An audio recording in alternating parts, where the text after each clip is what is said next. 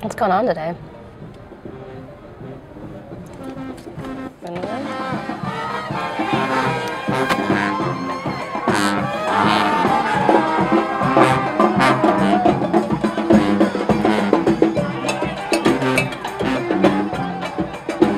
So here we are, another Sunday afternoon in New Orleans with the pre-grade going by us, and we're on our way to Juan's Flying Burritos.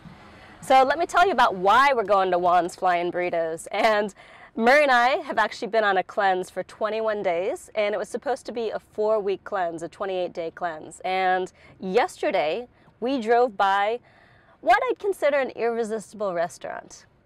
Irresistible enough to stay in my mind for the last 24 hours, make me break my cleanse, and do something I wasn't going to do for another week, which is eat real food. Not just liquids, not just green juices and smoothies, actually go and eat food.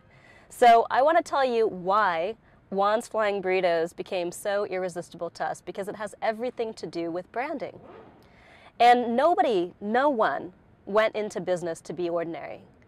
And yet somewhere along the line, all of us lost our extraordinariness and became regular because we wanted to fit in.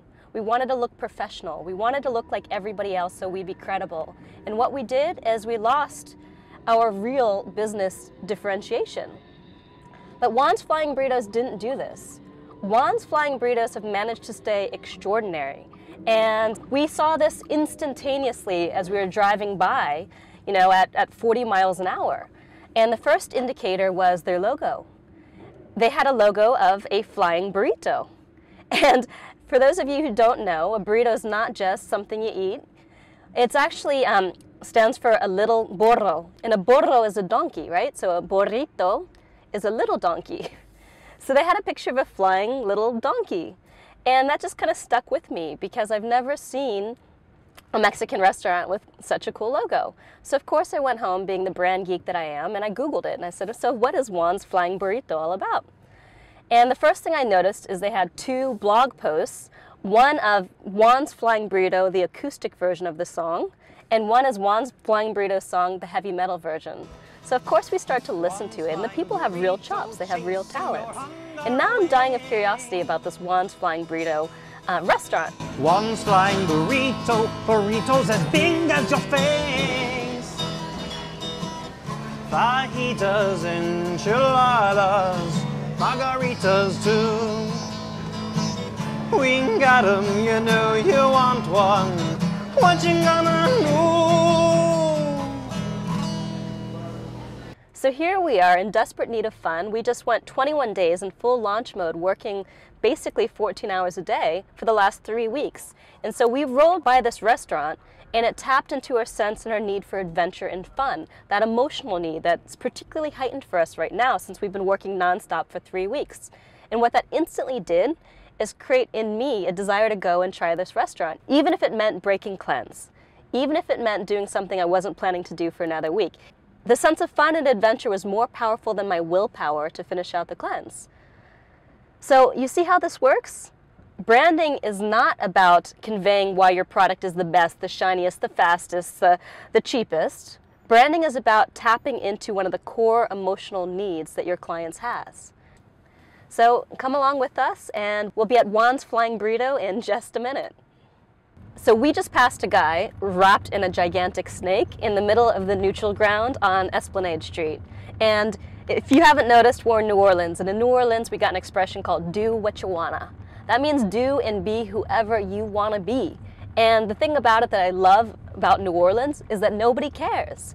Everyone just smiles and nods their head and says, that's normal. That person's just doing what they want to do, right? That person's just being who they is. And there's none of that judgment. There's none of that looking the other way, that shame, that embarrassment that we have up in the East or some of the other parts of this country. Here, it's just do what you wanna, baby. Do what you wanna. And I think there's a powerful lesson when it comes to branding about do what you wanna. Now, that doesn't mean do what you wanna in a way that alienates your base, that alienates your ideal client. But one thing that I've noticed is that when you really do what you wanna, be who you are in business, people tend to like you more, right? No one wants to do business with the drone, with the machine, with the widget, with the outsourced call center. They want to do business with the real flesh and blood human being. And when you start to show your humanity, quirks and warts and all, people fall in love with you. When people can see your soul, when they can see your individuality, when they can see your motivations, your beliefs, your emotions, what makes you tick, they fall in love with you. We're super excited. I can't tell you how excited we are to eat at Juan's Flying Burritos. See, this is what attracted us from afar. It's the Juan's Flying Burritos logo, and how cute is that? I saw that logo and I said, you know, that place has got personality and I bet it's really good. So we're being honked at, so I gotta move. This is Marisa Murgatrade, founder of Live Your Message. Here we are at Juan's Flying Burritos, waiting for our food. Let me tell you why we're here. In 2001, the great Scandinavian futurist Rolf Jensen said this.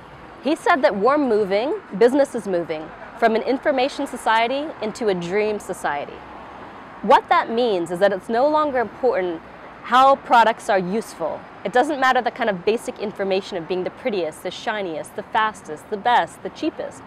What's becoming more and more important is the actual stories, the beliefs, the convictions, the emotions behind the products that we choose to purchase. What experience does this allow us to have by buying this product, not just what does this product do for us? The reason why this is becoming more and more important is as our basic needs are taken care of, as we no longer have to worry about shelter, about security, about having a roof over our head, the basic things to keep us alive, we're going more and more towards the heightened needs that we have as human beings. Rolf Jensen identified 6 different emotional markets. These are not demographic markets, they're not psychographic markets, they're not niches based on, pregnant women who are between the ages of 30 and 40. They're emotional markets, unified by the emotional experience that people want to have. So Rolf identified 6 of these, including fun and adventure. And for me, this restaurant, through its logo, through its branding, through the songs on its website, encapsulates the spirit of fun and adventure. Other emotional markets include things like love and friendship.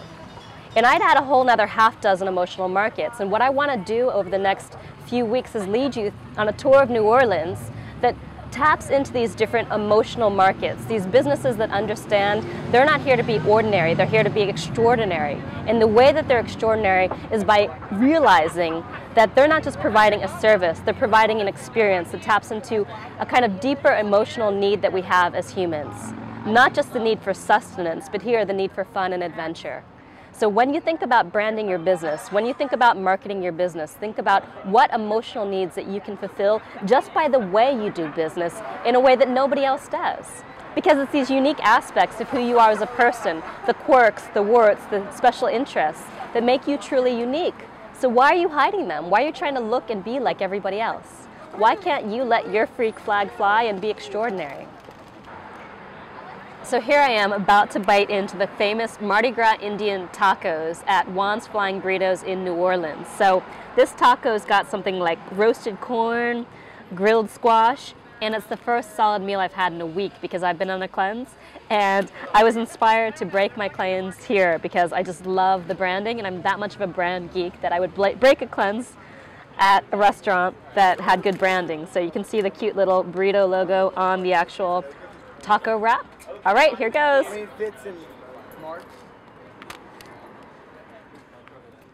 Oh my God. It's so good. So ends a successful meal at Juan's Flying Burritos. So not only was the food amazing, but I just love the brand and the spirit of this place. It really does tap into that sense of play and fun and adventure that I want more of in my life. So I'm not choosing to go to a restaurant just because it's good for me, just because I love the taste of the food. I'm going because of the experience that I want to have.